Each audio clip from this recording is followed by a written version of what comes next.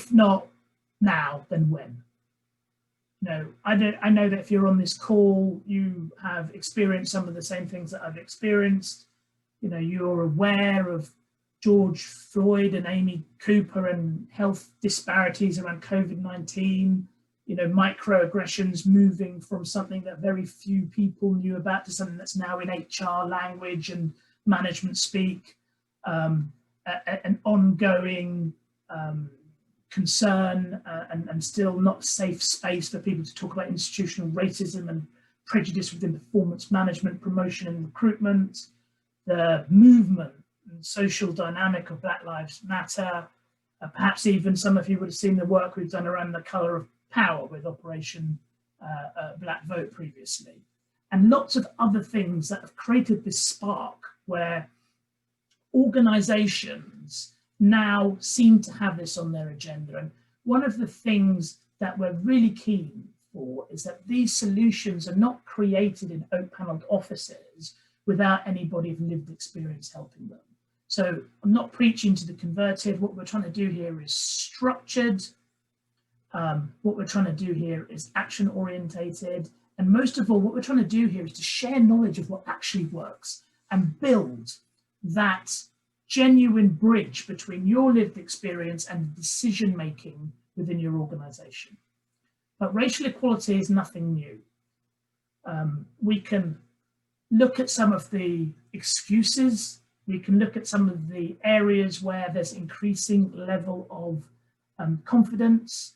And most of you will be aware of all of these kind of lazy shortcuts around racial equality. And the truth, of course, is that it exists in society, so it must exist in organizations. And our role here as Race Equality Matters is to provide evidence of what can work, provide free training to future ethnic minority leaders so that they can be of more value in solving these problems within their organization, to create a national Race Equality Week that includes a safe space for structured, brave conversations about race, and for those conversations to then create the kind of culture that will protect organizations against carbon reduction, against ESG challenges around social value, to move organizations into a space where they are better at delivering on the promises they make around people and mission. And what we see, and what I think many people on this call will experience, is the will to do something has never been higher, but the skill to actually deliver on those promises and move past an amplification of aspiration is still low. So part of our output is to make sure that we're increasing that skill and increasing how organizations can leverage it, both internally and externally, both for the benefit of their own back pocket, but also for the benefit of society. So many of the people I talk to are still, to some extent, marking their own homework. We all know that the best definition of insanity is doing the same things over and over again, but expecting different results. So what this isn't is it's not another charter. What this isn't is it's not another report. What it isn't a reliance on unconscious bias training or something that, from a data perspective, just isn't making a difference. It's not more reasons why we can't capture data. Most organizations have got more data than they know what to do with now. It's about the relevant data regimes to solve specific problems. It's not about creating hiding places why organizations can't find more ethnic minority talent. The talent's out there, they're just not attracted to organizations in the same old processes. And they're not getting promoted proportionally within the same old performance management processes. So it's not more of the same. What we want to do is research that. What are the barriers to racial equality? What are the solutions? And then wash those through this network, which is already over 500 people pre-launch, and say, this is what works in financial services. And this is the nuances you need to know around action and implementation. This is what works in professional services. And the barriers are different. So we're not looking for anyone to help us. We are looking at creating the conditions where we can help organizations and organizations can deliver on their promises, because everybody is more interested in actions than words now. So, as I said before, the research that we have based since Floyd George is 70 in-depth one-to-one interviews, another further 150 discussions, 20 cleverly managed interactions, which we used to call round tables, but Java's got a much better name for them, collaborations, and some surveys. But this research is not reactive to the situation we're in now. Green Park have been moving the dial on this since 2006, and many of our credible partners who are other ethnic minority-owned businesses are also experts in the field.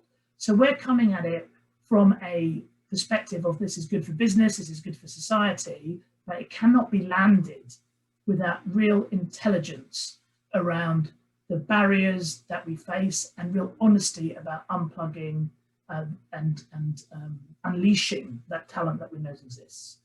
So far we've had 200 plus organizations contribute, the C-suite leaders, race network leads.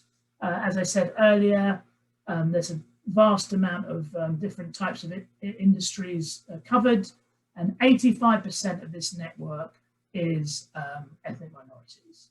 Now, you don't need me to tell you that the issues different ethnic minorities face are not the same by industry, by function, and by protected characteristic. But what we're trying to do here is to create a movement from this moment of attention on race. And that should benefit everybody by unleashing the talent that's out there. So if we look at some of the key findings, 95% of the race network chairs we interviewed believe now was a good time for open and honest conversation about racism and prejudice, and a good time for action. So if you compare that to the what we saw in the poll, there's a higher level of commitment to that from racial equality network chairs than there are from the broader members that we have in the call tonight.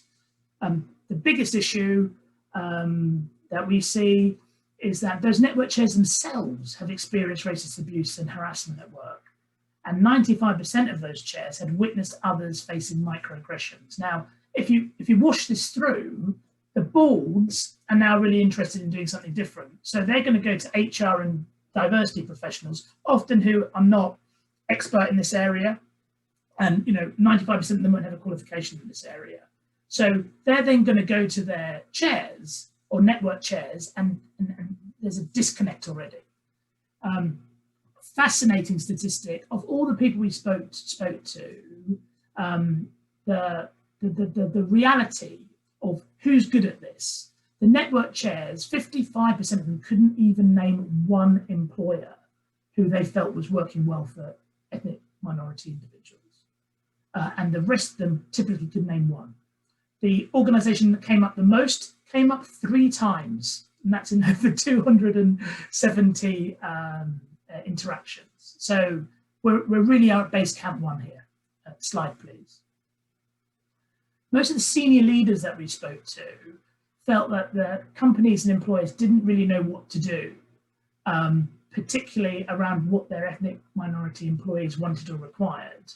And when you look at the experts, which is a category of diversity leaders and people like myself, and they've written books on this stuff, 85% of the experts felt the problem was no longer will, it was skill.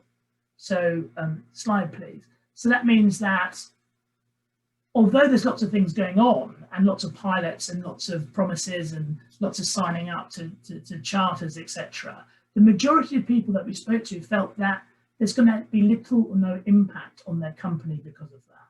So what we really need to focus on here, and I saw it in the chat that popped up earlier on, is this idea of measurement, accountability, and transparency.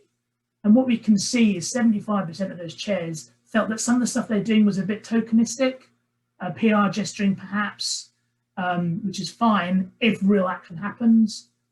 A lot of the experts, all of the experts are more skeptical.